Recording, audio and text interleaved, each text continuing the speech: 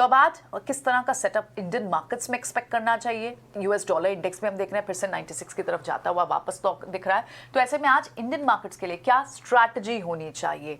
हमारे साथ इस पर बात करने के लिए मिहिर है। मिहिर, मॉर्निंग, क्या एक्सपेक्ट करना चाहिए? इन्फ्लेशन फिगर्स बढ़कर आएंगी, ये एक्सपेक्टेड था, लेकिन अब बात ऐसी भी निकल कर आ रही है कि शायद जुलाई तक फेड 1% तक की बढ़ोतरी भी कर चुका होगा।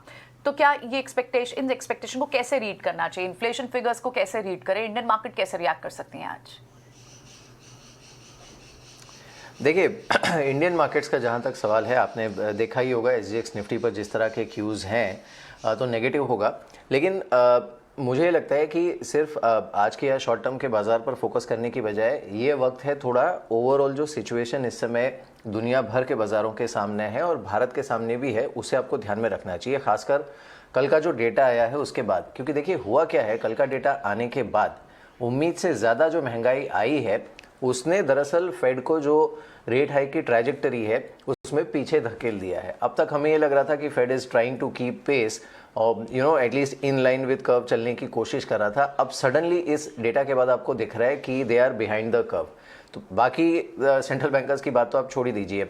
अब दूसरा एक जो इसमें कंसर्न है वो क्या है कि क्या नियर फ्यूचर में या फिर विजिबल फ्यूचर में कोई ऐसे संकेत हैं जिससे महंगाई एकदम से घटेगी? अनफॉर्चुनेटली उसका जवाब भी ना है, क्योंकि देखिए रशिया यूक्रेन का क्राइसिस अभी सुलझा नहीं, इनफैक्ट वो और उलझ गया है कुछ हद तक, क्योंकि फ्रांस ने भी कहा कि हमने कोशिश की है डीएस्केलेट करेंगे, फिर रशिया से जवाब आया कि ऐसा कुछ नहीं है, हम देखेंगे, जो हमें करना होगा करेंगे। तो इन सारी चीज़ों के बीच कोई ऐसा इंडिकेशन नहीं है कि महंगाई जल्दी से घटेगी। अब अगर महंगाई जल्दी से नहीं घटने वाली है, बॉन्ड यील्ड हायर लेवल्स पर रहती है, तो ये बहुत आइडियल सेटअप बनता नहीं है किसी भी बाज़ार के लिए, खासकर यूएस मार्केट्स के लिए। तो हमें तैयार रहना पड़ेगा ढेर सारी वॉलेटिलिटी के लिए। और इसमें जैसे हम कहते हैं कि हर एक नया दिन आपको एक नई रणनीति बनाकर उतरना पड़ेगा। देखिए, जो लॉन्ग टर्म इन्वेस्टर होता है उसके लिए ज़्यादा चिंता नहीं होती है, बिकॉज उसको ज़्यादा फर्क पड़ता नहीं है डे टू डे बेसिस की वॉलेटिलिटी से। लेकिन एक जो साइकोलॉजिकल इम्पैक्ट होता है उसके लिए आपको तैयार रहना पड़ेगा, क्योंकि वो दुनिया भर के बाज़ारों में देखने को मिलेगा, भारतीय बाज़ारों में भी देखने को मिलेगा।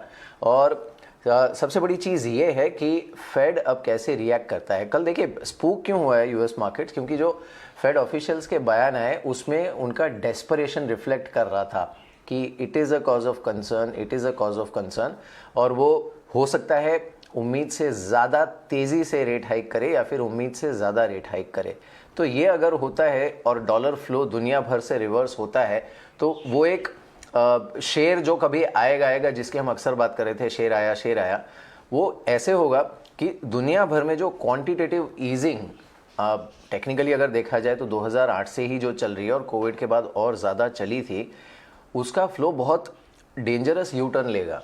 और वो डेंजरस यू टर्न जब लेगा तब इस तरह के बाज़ार में क्या होता है कि अब the difference between main and boys वो बड़ा क्लियर हो जाता है। बस एक अच्छी चीज़ या फिर सिल्वर लाइनिंग इंडियन मार्केट्स के लिए इसमें यह है कि हमारा जो ग्रोथ है उसकी ट्रैजेक्टरी बहुत सॉलिड दिख रही है इस समय। और FY23 में भी India will remain the fastest growing economy in the world, because China की अपनी प्रॉब्लम्स हैं, उन्हें तो रेट काटने पड़ रहे हैं।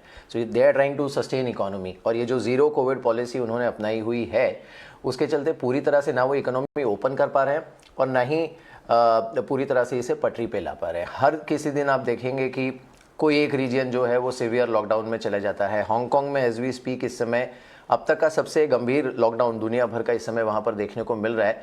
90% बेड्स ऑक्यूपाइड है और अभी भी उन्हें पता नहीं है कि कोविड का सिनारियो यहाँ से क्या होगा। तो भारत के लिए मीडियम टू लॉन्ग टर्म में काफ़ी अच्छा है, लेकिन छोटी अवधि में आपको चॉपीनेस के लिए 100% तैयार रहना पड़ेगा।